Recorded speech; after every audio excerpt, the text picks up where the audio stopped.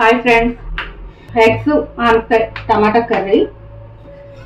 ఫస్ట్గా stove on చేసుకొని కడాయి పెట్టుకొని కొద్దిగా ఆయిల్ పోసుకోవాలి. హీట్ అయిన తర్వాత పసుపు వేసుకోవాలి. బాయిల్ చేసుకుని ఎగ్స్ కొంచెంగా ఘాట్లు పెట్టుకొని వేసుకోవాలి. ఎగ్స్ కొంచెంగా ఫ్రై అవ్వాలి.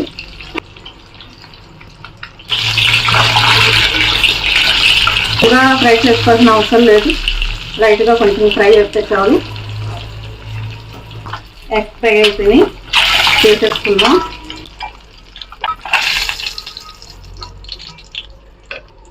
పెట్టుకున్న ఆనియన్స్, పచ్చిమిర్చి, ఆనియన్స్ ఫ్రై అవుతాయి. కొంచెంగా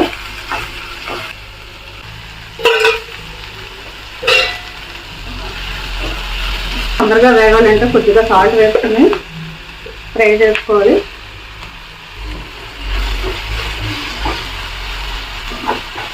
సిమ్లో పెట్టుకొని మూత పెట్టుకుంటే కొంచెం సేపు ఫ్రై అవుతుంది.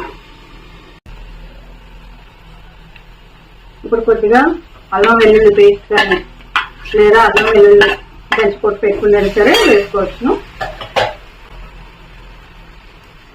ఒక 2 టమాటాలు చికెన్ ముక్కలుగా కట్ చేసుకొని వేసుకోవాలి.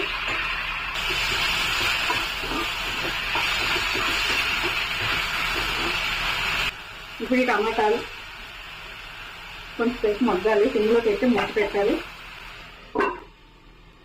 బాగా చక్కగా మగ్గిపోయినాయి. ఇందులో మనం కట్ చేసి పెట్టుకున్న ఆనపకాయ ముక్కలు వేసుకోవాలి.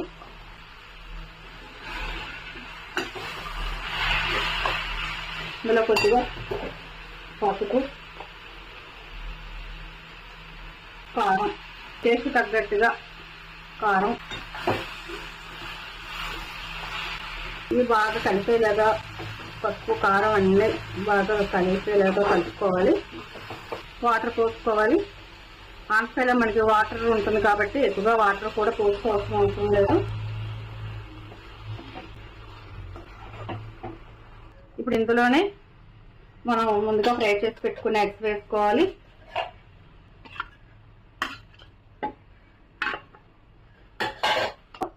ఉప్పు కారాలు అన్నీ సరిపోయినాయి లేవో ఇప్పుడు అడ్జస్ట్మెంట్ చేసుకోవాలి. 10 నిమిషాల్లో కర్రీ పూర్తవుతుంది.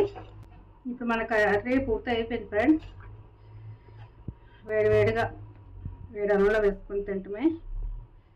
మీకు కనుక ఈ రెసిపీ నచ్చినట్టయితే లైక్ చేయండి, సబ్స్క్రైబ్ చేసుకోండి. బాయ్.